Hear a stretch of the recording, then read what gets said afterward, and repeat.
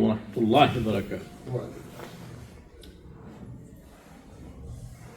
الحمد لله رب العالمين والصلاة والسلام على سيد المرسلين خاتم النبيين نبی الرحمة صلی اللہ علیہ وسلم. پچھلے جمعے کو ہم سورہ اخلاص پہ بات کر رہے تھے، تو انشاءاللہ اسی کو ہم آگے اور بڑھاتے ہیں کہ اللہ تبارک و تعالیٰ کا ارشاد ہے کہ قل هو اللہ احد. آپ کہہ دیجئے کہ اللہ ایک ہے. آپ فرما دیجئے اللہ ایک ہے. سوال یہ پیدا ہوتا ہے کہ کیا اللہ تبارک و تعالیٰ اس بات کی قدرت نہیں رکھتے کہ خود اللہ اپنے بندوں سے کہتے هو اللہ احد؟ ایک ہی بات ہے، کوئی معنی نہیں ہے. اور ہم نے کہا تھا کہ یہ جو قل ہے یہ قل اضافی ہے، یہ قل اضافی ہے. تو علماء اس سلسلے میں کہتے ہیں کہ دیکھو، قل کو جس نے سمجھا اس نے کل کو سمجھا، جس نے قل کو نہیں سمجھا اس نے کل نہیں سمجھا.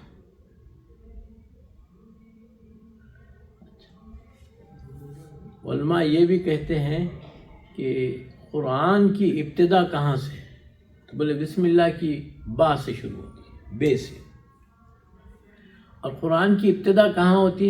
والناس کے سین پہ ختم ہوتی ہے، من الجنۃ والناس سین پہ ختم ہوتی ہے. اور اگر دونوں کو ملائے تو کیا ہے؟ بولے بس. دونوں کو ملا دیں تو کیا ہے؟ بولے بس.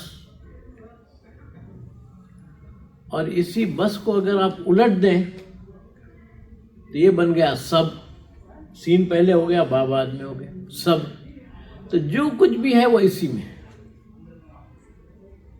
جو کچھ بھی ہے وہ اسی میں ہے. ساری کائنات کا نظام بھی اسی میں ہے. انسان کی زندگی کیسے گزارنی ہے، کیا کرنا ہے، سارا معاملہ اسی میں ہے. اور اس کے لیے اللہ تبارک و تعالیٰ نے نبی کریم صلی اللہ علیہ وسلم کو کہا. اب سوال یہ ہے کہ کیوں ضرورت پڑ گئی؟ دیکھو، یہاں پر ہم کو سمجھنا ہے مقام مصطفیٰ صلی اللہ علیہ وسلم کہ آپ کا کیا مقام ہے، یہ سمجھنا ہے اصل ہم کو. اور جس نے یہ سمجھ گیا اس نے کائنات میں ہر چیز کو سمجھ گیا. کیوں؟ کہ اس کے آگے صرف نبی کریم صلی اللہ علیہ وسلم کی ذات مبارکہ ہوتی ہے. ہر حال پہ وہ یہی سوچتا ہے کہ میرے آقا، میرے مولا، میرے نبی، میرے رسول کس طرح سے جیتے، کیسا ہم کو بتایا، کس طرح سے زندگی گزاری، کیا ہوا، ہر معاملہ.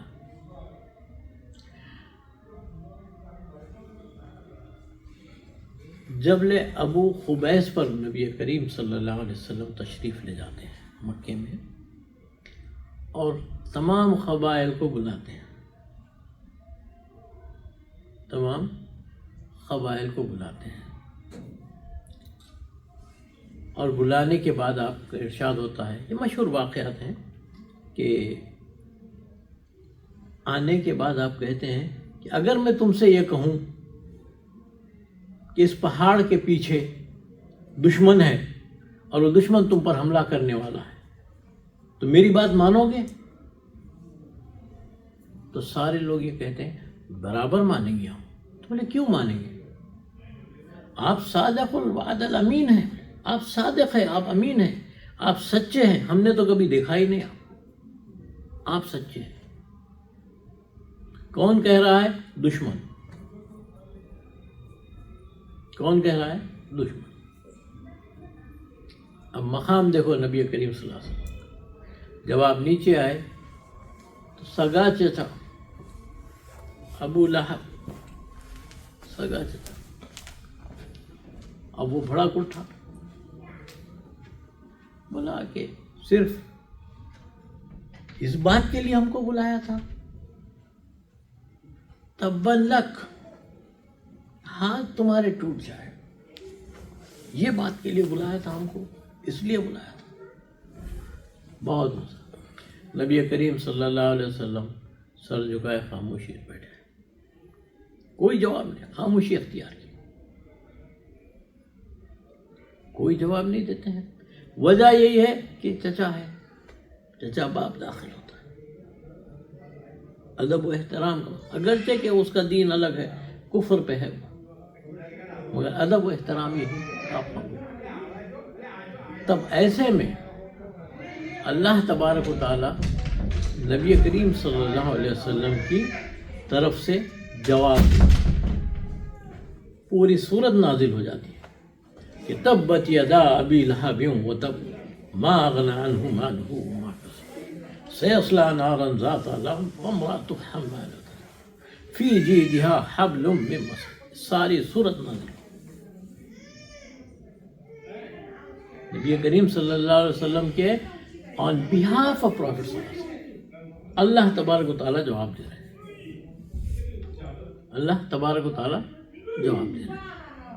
یہ ہے مقام مصطفیٰ۔ اچھا، پھر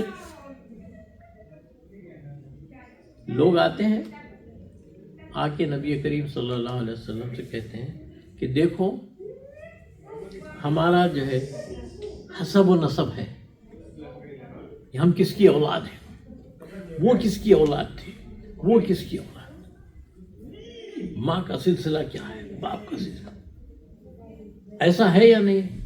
نبی کریم صلی اللہ علیہ وسلم نے کہا ہاں ہے، ایسا ہی ہے۔ تو پھر آپ جس کی بات کر رہے ہیں اللہ کی، تو ان کا حسب و نسب کیا ہے آپ بتاؤ، آپ ان کا حسب و نسب کیا ہے، ان کے والد کون ہے، ان کا فلاں کیا ہے۔ یہ نبی کریم صلی اللہ علیہ وسلم خاموش ہے۔ فوری جبرائیل آ گئے، سورہ اخلاص لکھا، بولے قل، آپ کہہ دیجئے ان سے، هو اللہ احد، وہ اللہ ایک ہے۔ آپ کہہ دیجئے ان سے کہ وہ اللہ ایک ہے۔ اللہ الصمد، اللہ بے نیاز ہے، اسے کسی چیز کی ضرورت نہیں، اللہ بے نیاز ہے، اسے کسی چیز کی ضرورت نہیں۔ لم یلد ولم یولد، نہ وہ کسی سے پیدا ہوا نہ وہ کسی کو پیدا ہوا۔ ولم یکن لہ کفوا احد، اور کوئی اس کے برابر نہیں، کوئی مماثل نہیں۔ آپ ان سے کہہ دیجیے۔ تو خل کا مطلب یہی ہے، پہلے ان سے قبولوا لیا گیا، پہلے ان سے کہلوا دیا گیا کیا کہ آپ صادق ہیں، آپ امین۔ اب اگر جھٹلائیں گے تو خود جھوٹے ہو جائیں گے۔ اب اگر نبی کریم صلی اللہ علیہ وسلم کو جھٹلانے کی کوشش کریں گے تو خود جھوٹے ہو جائیں گے، کیونکہ تمہیں نے تو کہا تھا کہ صادق اور امین ہیں آپ۔ نبی کریم صلی اللہ علیہ وسلم غار حرا سے آتے ہیں، پہلی وحی آتی ہے، آ کر سب کو سناتے ہیں۔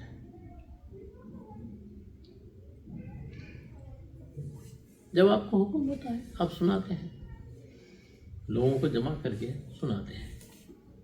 کیا سناتے ہیں کہ اقرأ باسم ربک الذی خلق، شروع کی 5 آیتیں پوری آپ سناتے ہیں۔ تو لوگ پوچھتے ہیں کہ یا محمد صلی اللہ علیہ وسلم، یہ کیا ہے، آپ نے جو پیش کیا وہ کیا ہے؟ یہ حضور کا ارشاد ہوتا ہے کہ یہ قرآن ہے۔ آپ نے کہا یہ قرآن ہے، تو جو قرآن کو مان گئے، جو قرآن کو مان گئے وہ ایمان والے ہو، جو نہیں مانے وہ کافر رہے۔ تب سوال یہ پیدا ہوتا ہے کہ پہلے کس کو مانا لوگوں نے، قرآن کو مانا یا نبی کریم صلی اللہ علیہ وسلم؟ پہلے نبی کریم صلی اللہ علیہ وسلم کو مانا، پھر قرآن کو، کیونکہ آپ کے کہنے پر تو ہم نے مان لیا۔ آپ نے کہا اللہ ایک ہے، ہم مان گئے۔ آپ نے کہا جنت ہے، ہم مان گئے۔ آپ نے کہا جہنم ہے، ہم مان گئے۔ اللہ حساب کرنے والا ہے، ہاں ہم مان گئے، ہر طرح کا۔ مگر اب ایک گروہ 1400 سال بعد، پچھلے 150-200 سال سے یہ گروہ پیدا ہو گیا ہے۔ اللہ سے چاہیے ہم کو، ہر معاملہ اللہ سے، کسی سے نہیں، کسی کی ضرورت نہیں ہے، اللہ اللہ اللہ۔ بے شک صحیح بات، اللہ ہی سے مانگنا ہے، مگر مانگنے کا آپ کے پاس طریقہ کیا ہے؟ کیا طریقہ ہے؟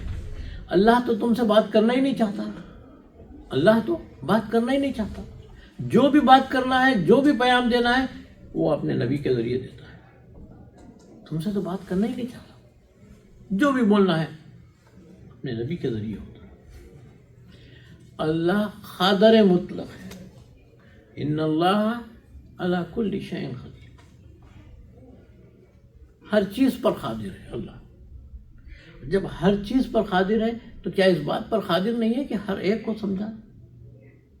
سب سمجھ، لیکن اس کے لیے آپ میں کیپیسٹی چاہیے۔ انسان میں، عام انسانوں میں کیپیسٹی نہیں ہے جو انبیاء و رسولوں میں ہوتی ہے۔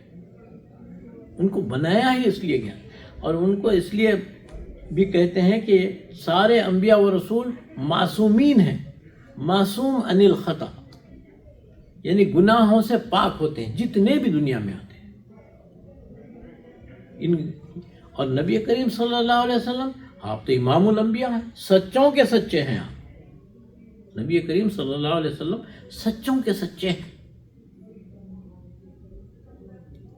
تو عزیزان محترم، قل هو اللہ، یہ جو ڈائریکٹ کا چکر ہے میں آپ کو سمجھا دیتا ہوں آسان سی مثال کے ذریعے، کہ یہ جو ہمارے اس روم میں ہم دیکھتے ہیں الیکٹریسٹی ہے، یہ آتی کہاں سے؟ الیکٹریسٹی آتی کہاں سے؟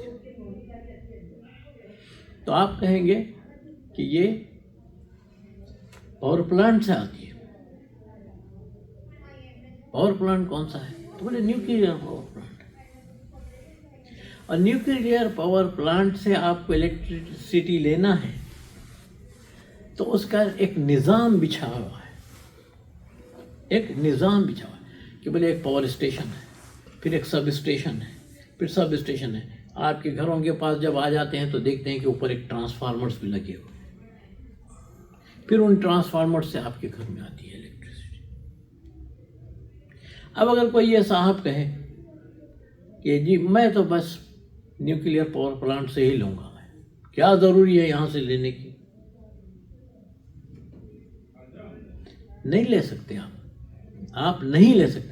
نہیں، پھر گورنمنٹ بولتی ہے نا کہ ہم الیکٹریسٹی وہاں سے، بالکل کہتی ہے وہیں سے آتی ہے، وہیں سے لینا ہے، سارا معاملہ ادھر سے ہی ہے، مگر نظام یہ ہے کہ آپ اپنا پاور جو بھی لیں گے وہ آپ کے قریبی سب اسٹیشن سے لیں گے، وہاں سے آپ کو آتی ہے الیکٹریسٹی۔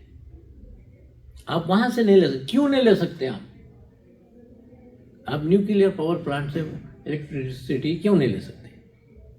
وہ اس لیے نہیں لے سکتے کہ آپ میں اتنی قابلیت ہے ہی نہیں۔ آپ کیا کریں گے وہاں جا کر؟ آپ کچھ نہیں کریں، آپ کی قابلیت ہی نہیں ہے، آپ کو الاؤ ہی نہیں ہے۔ اس کے لیے ایک مخصوص اسٹاف ہوتا ہے جو وہی کام کرتا ہے، ان کو معلوم ہے، وہ علم والے ہیں، وہ کیا کر رہے ہیں کیا نہیں۔